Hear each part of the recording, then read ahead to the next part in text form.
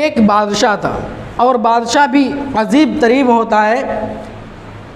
अगर उसका मिजाज अच्छा रहा तो उसको इनाम व अकराम देता है, और अगर उसका मिजाज अच्छा ना रहे तो उसकी गर्दन उड़ा देते हैं। इस मिसाल को आप समझे कि एक बादशाह रास्ते से जा रहे हैं, एक बादशाह रास्ते से जा रहे थे और जाते जाते एक बांधी औरत ने उसके ऊपर एक पत्थर मार दिया, उसको पत्थर मार दिया।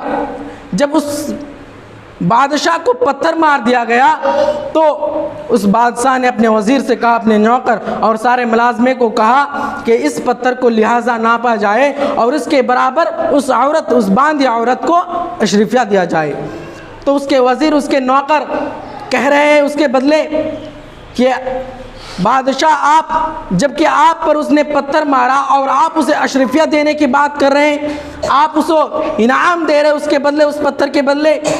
तो मेरे भाई और दोस्त, बादशाह ने कहा कि कोई उस दरख्त पर पत्थर नहीं मारता, कोई उस दरख्त पर पत्थर नहीं मारता जिस दरख्त में फल ना हो, जिस दरख्त में फल ना हो, जिस पेड़ पर फल ना हो, उस पेड़ पर कोई पत्थर नहीं मारता। उसने फलदार दरख्त समझकर पत्थर मारा है, उसने फलदार दरख्त समझकर पत्थर मारा है, लिहाजा उसके बदले उसको अशरफिया दिया जाए। मोहतराम हज़रत, यहाँ तो एक बादशाह का ये हाल हुआ। दूसरे जगह पर मोहतराम हज़रत एक बादशाह था और वो बादशाह मूड में आए। एक दिन वो बादशाह एक दिन आए और अपने सारे मुलाजमे को इकट्ठा किया और सारे मुलाजमे को, नौकर चाकर सारे को इकट्ठा कर कर फरमाने लगे कि आज जो जिस चीज़ पर हाथ रख देगा वो उसका हो जाएगा। मेरे भाई और दोस्तों, ये सुनते ही आप अंदाज़ा लगा सकते हैं कि कैसा होगा माहौल। सारे लोग, नौकर चाकर, सारे मुलाजमे अपने पसंदीदा माल पर हाथ रखने लगे। कोई गल्ला पर तो कोई दूसरे साजो सामान पर, कोई हाथ रख रहा है और उसे अपना बना रहा है। ये देखकर एक बांधी औरत भी वहीं पर थी और वो बांधी औरत कुछ नहीं ले रही। वो बांधी औरत उसको देख रही है उसके बदले और कुछ नहीं ले रही है। लोग उसको ताने भी मार रहे हैं, पागल भी कह रहे हैं। लेकिन बादशाह जब उसकी तरफ मुतवज्जा हुआ तो कहने लगा कि औरत, सब तो आज तो मैंने छूट दे दिया है कि आज जो चीज़ पर हाथ रख दे वो उसका हो जाएगा। तू क्यों खड़ी है? तुम क्यों किसी चीज़ पर हाथ क्यों नहीं रख रही है और ले क्यों नहीं रहे? उसने कहा, वो सियानी थी औरत, और उसने कहा बादशाह से कि बादशाह, आपने क्या कहा था कि आज जो जिस चीज़ पर हाथ रख दे वो उसका हो जाएगा। आज जो जिस चीज़ पर खजाने पर हाथ रख दे वो उसका हो जाएगा। मैंने सुनते ही आप पर हाथ रख दिया। जब आप मेरे हो जाएंगे तो ये महल भी मेरा हो जाएगा, ये नौकर चाकर भी मेरे हो जाएंगे, ये माल व दौलत भी मेरे हो जाएंगे, ये सारे खजाना मेरे हो जाएंगे। और जब आप मेरे हो जाएंगे तो और मुझे क्या चाहिए? मोहतराम हज़रात, मन कान अल्लाहु कान अल्लाहु लहू। अल्लाह तबारक व तआला फरमाता है, जो अल्लाह का हो जाएगा अल्लाह उसका हो जाएगा, और जब अल्लाह उसका हो जाएगा तो ये दुनिया भी उसकी, वो आखिरत भी उसकी। दुनिया के अंदर भी वो कामयाब और आखिरत के अंदर भी वो कामयाब। मोहतराम हज़रत, और क्या चाहिए? मोहतराम हज़रत, अल्लाह तबारक व तआला ऐसी मिसालों से हम लोगों को समझा रहे हैं, हम लोगों को सिरात मुस्तकीम की तरफ ला रहा है। लेकिन मोहतराम हज़रत, हम अपने आप को भुलाए बैठे हुए हैं, हम उनको भुलाए बैठे हैं जिन्होंने हमें पैदा किया इस दुनिया पर। मोहतराम हज़रत, अल्लाह तबारक व तआला से दुआ कीजिए कि अल्लाह तबारक व तआला हमें कहने सुनने से ज़्यादा अमल करने की तौफीक अता फरमाए। मोहतराम हज़रत, और हमने आपसे शुरू में कहा था कि ये हमारा असल मसला आखिरत होनी चाहिए, मसला आखिरत होनी चाहिए, हमारा मसला आखिरत होनी चाहिए। मोहतराम हज़रात, और हम इन लोगों को भी हमें समझाना है और फिर समझने के बाद दूसरे इंसानों को समझाना है। मोहतराम हज़रात, आज हम लोग तो खुद नमाज और रोज़ा की तरफ पाबंदी नहीं दे रहे हैं तो हम दूसरों को क्या तकाज़ा देंगे?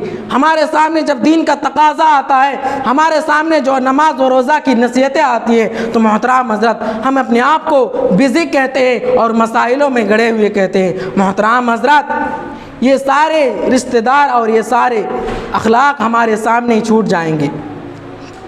अल्लाह तबारक व तआला फरमाता है, कि ये कारोबारों का सहारा, ये रिश्तेदारों का सहारा, ये सारे सहारे टूट जाएंगे, फूट जाएंगे। अगर बाकी रहेगा तो सिर्फ अल्लाह का सहारा। मेरे भाई और दोस्तों, अल्लाह की रस्सी को मजबूती से थाम लो, हमारे दुनिया व आखिरत के सारे मसले हल हो जाएंगे। मोहतरम हज़रात, और हमारे सामने जो बड़े मसाइल आ रहे हैं, जब तक इन बड़े मसाइलों को, अपने छोटे मसाइलों को कुर्बान ना करके इन बड़े मसाइल का हल नहीं हो सकता, जब तक हम अपने छोटे मसाइलों को हल ना कर दें। तो मोहतरम हज़रात, इस बात को एक मिसाल से समझे कि मोहतरम हज़रात, अगर कोई इंसान, मान लीजिए कि वो भैंस व बकरी और मुर्गी पाल रखी है, और मोहतरम हज़रात उसने उसके बकरी को क्या हो गया, बीमार हो गया, वो दवा इलाज कर रहा है, कोई फ़ायदा नहीं हो रहा है। डॉक्टर के पास गया, डॉक्टर भी उसको ये फरमा रहा है कि जब तक इस बकरी को मुर्गी का पित्ते का इंजेक्शन ना लगवाया जाए ये ठीक नहीं हो सकता। तो मोहतरम हज़रात, वो क्या करेगा? जाहिर है कि बकरी के मुकाबले में मुर्गी छोटी है, और वो अपने मुर्गी को कुर्बान कर देगा और अपने बकरी को बचा लेगा। मोहतरम हज़रात, और अगर उसकी भैंस अगर बीमार हो रहा है, दवा इलाज कर रहा है, कोई फ़ायदा नहीं हो रहा है, आखिर डॉक्टर ने उसको भी कह दिया कि जब तक इसे बकरी का पित्ते का इंजेक्शन ना लगवाया जाए ये ठीक नहीं हो सकता। तो मेरे भाई और दोस्तों, ये जाहिर है कि वो अपने बकरी को कुर्बान कर देगा और अपने भैंस को बचा लेगा, क्योंकि भैंस के मुकाबले में बकरी छोटी है मोहतरम हज़रत, इसीलिए वो अपने भैंस को बचा लेगा।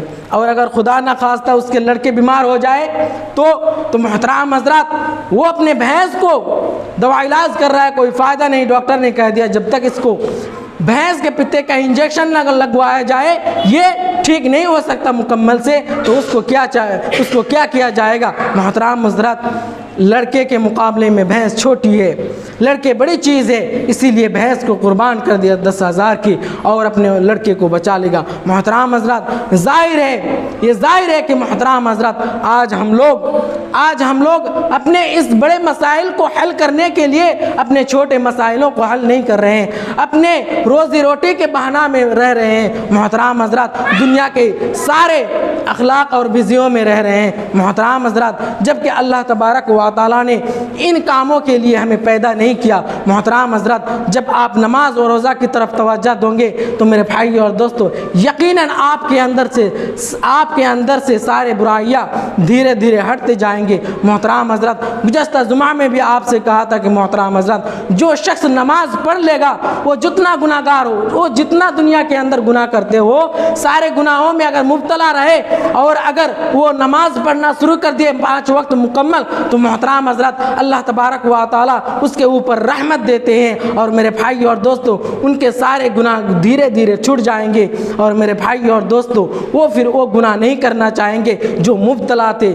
मेरे भाई और दोस्तों, इसीलिए अल्लाह के रसूल मरते वक्त तक इस बात की नसीहत दे रहे थे कि अपने उम्मतों को ये नसीहत दे रहे थे कि अस्सलात, मेरे भाइयों, मेरे उम्मतियों, नमाज को कभी तर्क मत करना, क्योंकि नमाज ही वो चीज़ है जो आपकी बैड हैबिट्स को बता सकता है, जो आपकी ख़राब आदतें को छुड़ा सकता है। मोहतरम हज़रात, मेरे भाई और दोस्तों, अल्लाह तबारक व तआला से दुआ है कि अल्लाह तबारक व तआला हमें सबों को कहने सुनने से ज़्यादा अमल करने की तौफ़ीक़ अता फ़रमाए। अल्लाह तबारक व तआला से दुआ है कि अल्लाह तबारक व तआला हमें सिरात मुस्तकीम पर चलने की तौफ़ीक़ अता फ़रमाए। या अल्लाह रब्बुल आलमीन, हमें नमाज और रोज़ा पढ़ने की तौफ़ीक़ अता फ़रमाए। या अल्लाह रब्बुल आलमीन, हमें जब तक ज़िंदा रख, इस्लाम पर ज़िंदा रख, और जब ख़ात्मा हो तो ईमान पर हो। वमा अलैना इल्ला बलागुल मुबीन। व आखिर दवाना अनिल हम्दुलिल्लाहि रब्बिल आलमीन।